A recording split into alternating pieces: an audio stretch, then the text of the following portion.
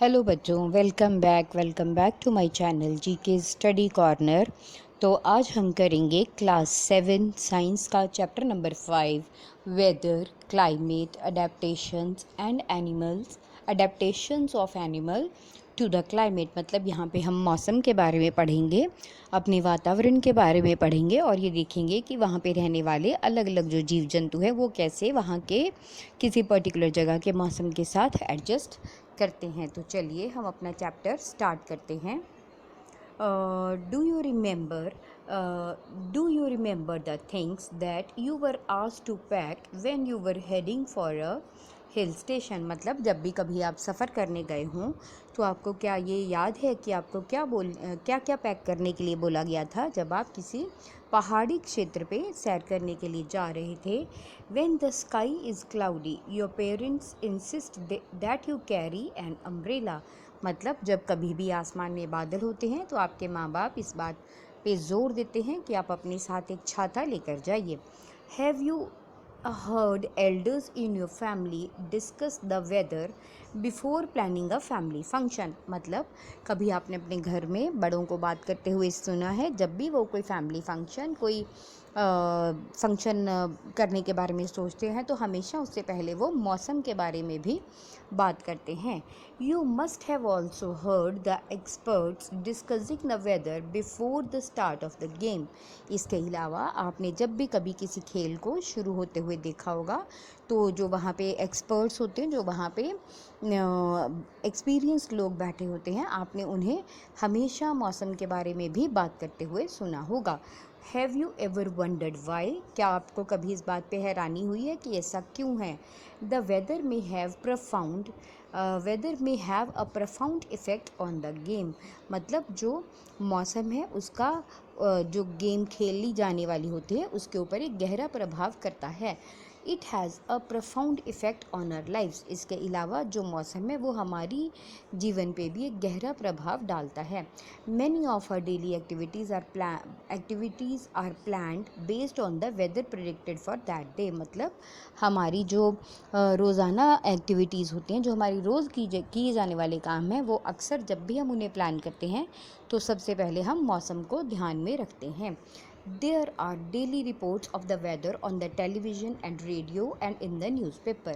मतलब पूरा दिन अगर हम देखें तो अक्सर मौसम के बारे में जो खबरें हैं वो टीवी पे आती रहती है, रेडियो में भी मौसम के बारे में बताया जाता है और अखबारों में भी। But do you know what this weather really is. पर क्या आपको सच में ये पता है कि ये मौसम क्या होता है। In this chapter we will study about the weather and the climate. तो इस चैप्टर में हम मौसम के बारे में और वातावरण के बारे में पढ़ेंगे। We will also see how different forms of life are adapted to the climate of their habitat. इसके अलावा हम ये भी देखेंगे कि जहाँ या जिस वातावरण में जिस इन्वायरमेंट में जो जीव जंतु रहते हैं तो वो वहाँ के मौसम के हिसाब से अपने आप को किस तरह से एडजस्ट कर लेते हैं। वेदर, अब सबसे पहले हम पढ़ते हैं मौसम के बारे में। In figure 7.1 the sample of the weather report from a newspaper is given. मतलब आपको यहाँ पे जो वेदर रिपोर्ट आती है उसके बारे में आपको एक जो न्यूज़पेपर है वहाँ से आपको वेदर रिपोर्ट के बारे में ये देखिए ये आपको बताया गया है फिगर 7.1 में। इसके अलावा we find that the daily weather report carries the information about the temperature, humidity, rainfall during the past 24 hours। मतलब हम अगर हर रोज़ की एक रिपोर्ट देखते हैं तो उसमें हम ध्यान से देखते हैं कि जो वेदर रिपोर्ट आती है उसमें टेम्परेचर के बारे में बताया जाता है, ह्यूमिडिटी के बारे में बताते हैं, रेनफॉल के बारे में जो कि पिछले 24 घंटों में अगर हुआ है तो इन 3 चीज़ों के बारे में वो लोग जानकारी देते हैं। It also predicts the weather for the day. इसके अलावा यहाँ पे जो आज का दिन चल रहा है उसके बारे में प्रिडिक्ट्स मतलब उसके बारे में अनुमान बताते हैं, अंदाज़ा बताते हैं। Humidity as you might know is the measure of moisture in the air. मतलब ये क्वेश्चन आपको आ सकता है व्हाट इज़ ह्यूमिडिटी। तो ह्यूमिडिटी क्या है, is a measure of moisture in the air. मतलब ये बताती है आपको कि हवा पे कितना मॉइस्चर है। इसके अलावा the weather reports are prepared by the meteorological department of the government. जो वेदर रिपोर्ट होती है, ये जो सरकारी मेटीरियोलॉजिकल डिपार्टमेंट होता है, जो मौसम विभाग होता है, वो बनाता है इस रिपोर्ट को। This department collects the data on temperature, wind etcetera and make a weather prediction. ये जो मौसम विभाग होता है, ये कितना टेम्परेचर रहता है, हवा कैसी चलेगी, उसमें कितनी नमी है, ये सब चीज़ों के बारे में वो डाटा कलेक्ट करता रहता है, इंफॉर्मेशन कलेक्ट करता है, और उसी के बेस पे ये रिपोर्ट्स आपको बनाकर भेजता है। अब हमारे पास है यहाँ पे एक एक्टिविटी, तो ध्यान से पढ़ते हैं इसे। Cut out the weather reports of the last week from any newspaper. मतलब किसी भी अखबार से आप पिछले एक हफ्ते की वेदर रिपोर्ट काट लीजिए। If you do not get a newspaper at home, borrow from your neighbour और friends and copy these reports in your notebook. मतलब अगर आपके पास न्यूज़पेपर ना हो तो आप अपने पड़ोसियों से या अपने किसी फ्रेंड से उधार लेकर उसमें से जो आपकी वेदर रिपोर्ट्स हैं उन्हें आप नोटबुक पे कॉपी करके लिखिए।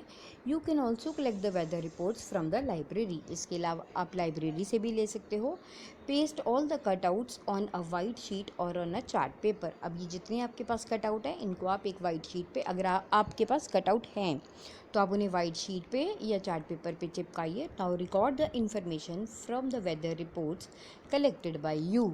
अब आप सारी इन्फॉर्मेशन नोट कीजिए। Fill the columns according to the data in the chart that you have prepared. अब इसमें जितने भी आपके पास डाटा हैं वो सब आप अच्छे से नोट कीजिए, जैसा कि आपको यहाँ पे दिखाया गया है। आपको ये टेबल 7.1 बना हुआ है, ध्यान से देखिए। यहाँ पे डेट है, कितना मैक्सिमम टेम्परेचर, मिनिमम कितना, ह्यूमिडिटी कितनी, मिनिमम और मैक्सिमम, और इसके अलावा रेनफॉल कितने mm। तो ये सब चीज़ें आप ध्यान से नोट करके लिखिए। रेनफॉल, अब आप सोचने की बात यह है कि आपका जो रेनफॉल है आप उसे कैसे मेजर करते हो। Rainfall is measured by an instrument called rain gauge. जो हमारी रेनफॉल होती है उसे हम एक यंत्र के द्वारा नापते हैं, जिसे हम रेन गॉज बोलते हैं। It is basically a measuring cylinder with a funnel on the top to collect rain water. अक्सर ये क्या होता है, एक मेजरिंग सिलेंडर होता है जिसके ऊपर एक फनल लगी होती है और उसके बीच में रेन वाटर इकट्ठा होता है। तो उसमें रेन वाटर जब बारिश गिरती है तो कितनी हाइट तक वो जाता है, उतने सेंटीमीटर या उतने मिलीमीटर बारिश हुई कहा जाता है। अब इसके बाद हमारे पास है do all the 7 days have the same maximum and minimum temperature. अगर हम ऊपर वाले टेबल की बात करें तो क्या 7 के 7 दिन सेम मैक्सिमम और मिनिमम टेम्परेचर रहता है? बिल्कुल भी नहीं। द ह्यूमिडिटी एंड रेनफॉल, क्या इन दिनों में ह्यूमिडिटी और रेनफॉल भी एक जैसी है? बिल्कुल नहीं। The maximum and minimum temperature recorded may be the same for some of the days. मतलब उसने कहा है कि जो मैक्सिमम और मिनिमम टेम्परेचर है इट मे बी सेम, ये सेम हो भी सकता है और नहीं भी हो सकता। All the parameters are not same on any 2 days। मतलब जो बाकी की चीज़ें हैं, ह्यूमिडिटी हो गई, रेनफॉल हो गई, ये कभी भी एक जैसी नहीं होती। ओवर अ वीक देयर में बी अ कंसिडरेबल वेरिएशन। तो पूरे हफ्ते में थोड़ा बहुत चेंजेस तो आते ही हैं। The day to day condition of the atmosphere at the place with respect to the temperature, humidity, rainfall, wind speed etcetera is called the weather at that place. मतलब व्हाट इज़ वेदर, ये इस बात का answer है। The day to day condition of the atmosphere, मतलब किसी जगह पे वातावरण की हालात जब हम देखते हैं, मतलब वहाँ पे टेम्परेचर कितना है, ह्यूमिडिटी कितनी है, रेनफॉल कितनी है, विंड की स्पीड कितनी है, जब हम इन सब चीज़ों को इकट्ठा देखते हैं, एटमॉस्फेयर की हालत को इकट्ठा देखते हैं, तो इसे हम उस जगह के वेदर का नाम देते हैं। The temperature, humidity and other factors are also called the elements of weather. मतलब ये जो टेम्परेचर हुआ, ह्यूमिडिटी हुई, या फिर बाकी के जो फैक्टर्स हैं, इन्हें हम एलिमेंट्स ऑफ वेदर का नाम देते हैं। The weather of a place changes day after day and week after week. किसी भी जगह का जो मौसम है वो हर दिन चेंज होता है या हर हफ्ते चेंज होता है। This is why we often say that today's, तो यही बात है कि अक्सर हम कहते हैं today's weather is too humid, कि आज बहुत नमी है, आज बहुत नमी वाला मौसम है। और the weather was warm last week, या फिर पिछले हफ्ते जो मौसम था बहुत गर्म था। The weather is such a complex phenomena that it can vary over very short periods of time. मतलब जो मौसम है वो ऐसी एक कॉम्प्लेक्स मीन्स वो इतनी हम बोलते हैं जटिल प्रक्रिया है जो कि कभी भी किसी भी समय किसी घंटे या किसी मिनट में चेंज हो सकता है। It can sometimes that is Sunny in the morning, मतलब कभी कभी ऐसा होता है कि सुबह बहुत अच्छी धूप खिली होती है, but suddenly clouds appear from nowhere, परंतु कहीं से अचानक बादल आ जाते हैं। And it starts raining heavily, और तेज़ तेज़ बारिश होनी शुरू हो जाती है। अ हैवी रेन में vanish the matter of minutes, मतलब या फिर ये होता है कि बहुत भारी होती हुई बारिश कुछ ही मिनटों में दूर हो जाती है। And give way to sunshine, bright sunshine, और अचानक से तीखी धूप निकल आती है। You must have had several such experiences, आपने भी कभी इस तरह की चीज़ें देखी होंगी। To recall any such experience share it with your friends, तो इस तरह के एक्सपीरियंस को, अनुभव को आप याद कीजिए और अपने फ्रेंड्स के साथ शेयर कीजिए। Since weather is such a complex phenomena it is not easy to predict, तो इसीलिए हम ये कहते हैं कि जो मौसम है वो इतना जटिल है बताना कि हम उसके बारे में आसानी से अंदाज़ा नहीं लगा सकते। Look at the graph given below which shows the maximum temperature recorded during August 3 2006 to August 9 2006 at Shillong and Meghalaya. अब यहाँ पे आपको एक टेबल दिया गया है, इसमें आपको 3 अगस्त से लेकर 9 अगस्त ईयर 2006 का मौसम बताया गया है। तो आप इसको ध्यान से देखिए। थर्ड डेट को यहाँ पे अगर हम देखें, थर्ड डेट को अगर हम देखें तो टेम्परेचर 26 डिग्री था मैक्सिमम, फोर्थ को 23.5 था, फिफ्थ को 25 डिग्री था, फिर सिक्स को 22 हो गया, देन सेवन्थ को आया, एट्थ को, नाइन्थ को, मतलब वो कितना बढ़ता घटता है। सो अगर हम मौसम को देखें यहाँ पे तो as it is clear from any weather report the maximum and minimum temperatures are recorded every day. Do you know how these temperatures are recorded? अब आपने कभी ये सोचा है कि हम जितने भी वेदर रिपोर्ट्स देखते हैं सब में दिया होता है मैक्सिमम टेम्परेचर इतना है, मिनिमम इतना है, तो क्या आपने कभी सोचा है कि हम इसे कैसे रिकॉर्ड करते हैं? ऑल द अब ये कैसे होता होगा ये भी आपके सोचने की बात है। तो चलिए पहले देखते हैं।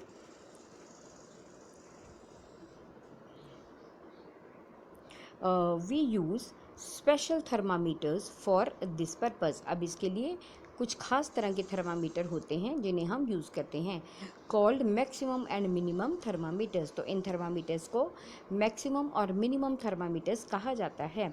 Can we guess when during the day we have the maximum temperature and when the minimum, तो क्या आप ये अंदाज़ा लगा सकते हो कि हम दिन में जो मैक्सिमम टेम्परेचर होता है वो किस समय होता है या फिर मिनिमम टेम्परेचर कब होता है? The maximum temperature of the day occurs generally in the afternoon, अक्सर जो है मैक्सिमम टेम्परेचर वो दोपहर के समय होता है, while the minimum temperature occurs generally in the early morning, और जो मिनिमम टेम्परेचर होता है वो सुबह सुबह लिया जाता है। Can you now understand why summers we feel miserable in the afternoon as compare to a comfortable early in the morning, तो अब आपको ये आसानी से समझ में आ गया होगा कि गर्मियों के मौसम में अक्सर दोपहर में हम सुबह के समय तो हमें मौसम जो है वो बहुत अच्छा लगता है, बड़ा कंफर्टेबल ठंडा लगता है, परंतु दोपहर के समय हम इतना गर्मी या इतना अटपटा क्यों महसूस करते हैं। तो चलिए अब यहाँ पे देखिए आपको एक बॉक्स दिया गया है, इसमें आपको थोड़ा बता रहे हैं, हम ध्यान से पढ़ते हैं। All the changes in the weather are caused by sun, मतलब मौसम में जितने भी चेंजेस हैं वो सब सूरज की वजह से आते हैं। The sun is the huge sphere of hot gases with very high temperature, अब सन क्या है? ये एक बहुत बड़ा गोला है गर्म गैसों का जिसका जो तापमान है वो बहुत अधिक है। The distance from the sun to us is very large, मतलब हमसे जो सूरज है वो बहुत दूर है। Even then the energy sent out by sun is so huge that it is the source of all heat and light on the earth, परंतु फिर भी चाहे जो सूरज है वो हमसे इतनी ज़्यादा दूर है, परंतु फिर भी सूरज के द्वारा छोड़े जाने वाला जो गर्मी है, जो लाइट है, वो इतनी ज़्यादा है कि हम तक बहुत अच्छे से पहुंच पाती है। So sun is the primary source of energy that causes changes in the weather, तो हम यहाँ से ये कह सकते हैं कि जो सूरज है वो हमारी अर्थ के लिए मुख्य स्रोत है एनर्जी का। जिसकी वजह से यहाँ पे मौसम जो है वो बदलते हैं। Energy absorbed and reflected by the earth surface, ocean and temperature play important role in determining the weather at any place. मतलब जो एनर्जी है, जो सूरज की रोशनी द्वारा एनर्जी मिलती है, उसे हमारी जो ज़मीन है किसी पर्टिकुलर जगह पे, उसे ज़मीन कितना अपने अंदर सोखती है, या जो वहाँ का सागर है, वहाँ का जो समुंदर है, वो अपने अंदर कितनी जो एनर्जी है उसे सोख लेते हैं। इसके अलावा जो एटमॉस्फेयर है, वहाँ का जो मौसम है, वो अपने अंदर हवा जो है वो कितनी एनर्जी सोखती है। इसी की वजह से किसी एक पर्टिकुलर जगह के मौसम के बारे में अच्छे से अंदाज़ा लग सकता है। If you live near a sea, अगर आप समुंदर के पास रहते हो, you would have realised that the weather at your place is different from that of a place in desert or near a mountain. मतलब अगर आप समुंदर के किनारे रहते हो तो वहाँ पे जो मौसम है वो अलग होता है, लेकिन उसके मुकाबले अगर आप कहीं रेगिस्तान में रहते हो या पहाड़ों पे रहते हो तो वहाँ का मौसम अलग होता है।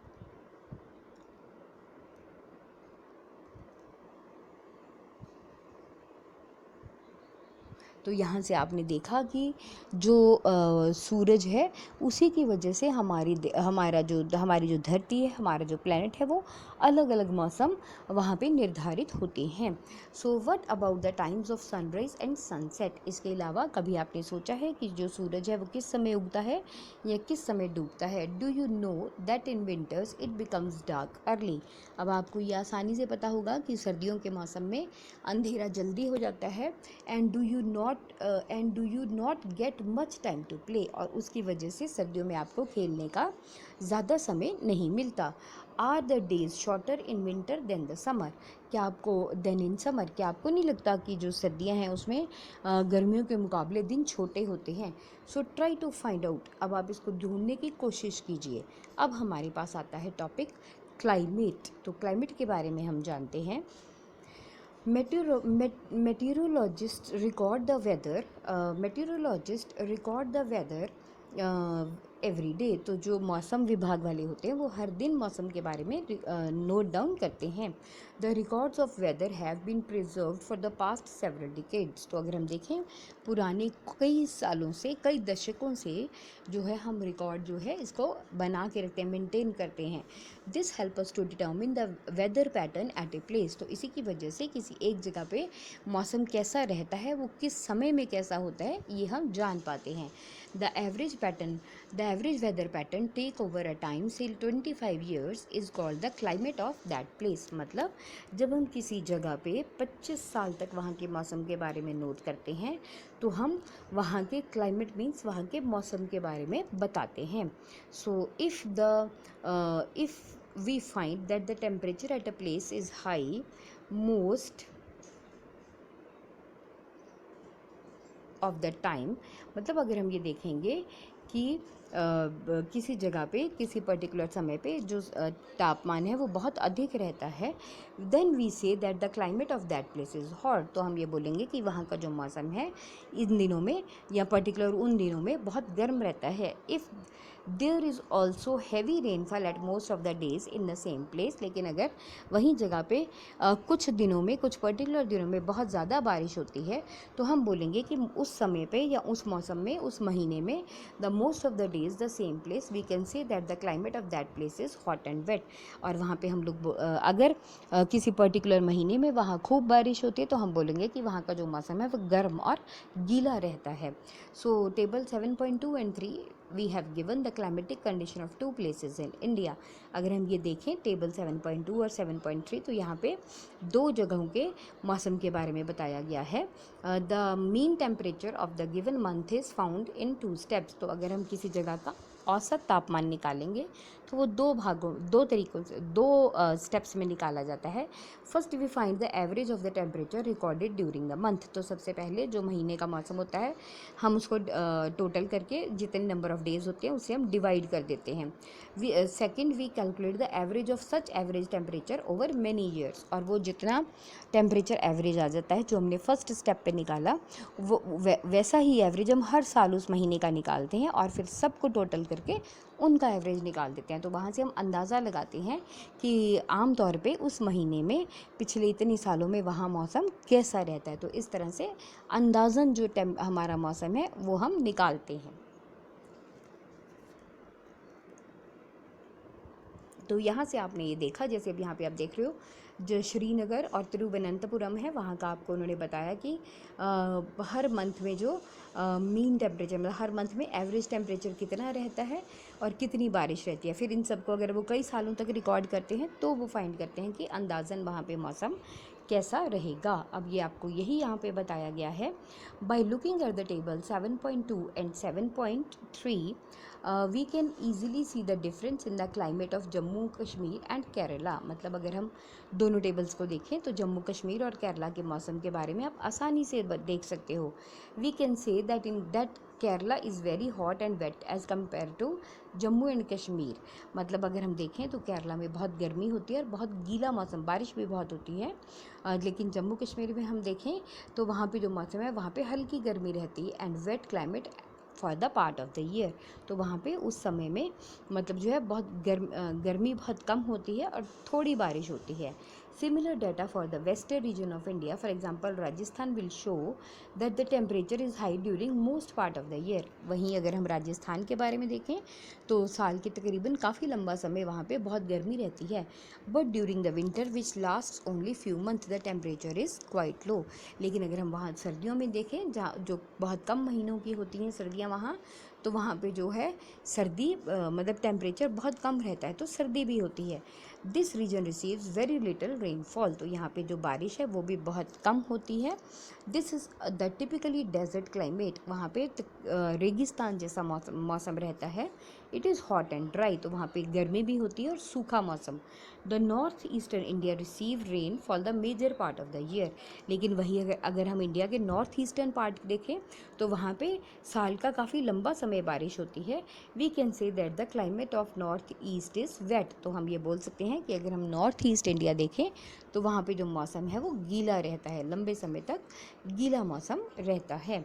Climate and adaptations. अगर हम देखें मौसम के हिसाब से जो लोग हैं, जो जीव जंतु हैं, वो कैसे एडेप्टेशन मतलब अपने आप को एडजस्ट करना। Climates have profound effect on all the living organisms. तो ये जो मौसम रहता है, वातावरण रहता है, उसका वहाँ पे रहने वाले जो जीव जंतु हैं उन पे गहरा असर होता है। The animals are adopted to survive in the conditions in which they live. मतलब जो जानवर होते हैं, जो जीव जंतु होते हैं, वो जिस जगह पे रहते हैं वहाँ के हालात के हिसाब से अपने आप को एडजस्ट कर लेते हैं। Animals that living in very cold and hot climate must possess special features to protect themselves against the extreme cold or heat। मतलब वो जीव जंतु जो बहुत ज़्यादा ठंडी जगहों पे रहते हैं या बहुत ज़्यादा गर्म जगहों पे रहते हैं, उनके पास उस तरह उनकी बॉडी जो है वो उस हिसाब से एडजस्ट हो जाती है कि अगर वो ठंडी जगह पे हैं तो अपने आप को ज़्यादा सर्दी से बचा पाते हैं, लेकिन अगर वो गर्म जगह पे हैं तो अपने आप को ज़्यादा गर्मी से बचा पाते हैं। Recall from the chapter 9 of your class 6 book the definition of adaptation। मतलब अगर आपको याद हो चैप्टर 9 में जो आपने क्लास 6 में किया था तो अडेप्टेशन का आपको डेफिनेशन याद आएगा। तो यहाँ पे आपको पता होगा अडेप्टेशन का मतलब है जब कोई जीव जंतु अपने आप को अपने आसपास के वातावरण के हिसाब से एडजस्ट कर लेता है तो हम उसे बोलते हैं कि उसने उस इन्वायरमेंट, उस क्लाइमेट को एडॉप्ट कर लिया।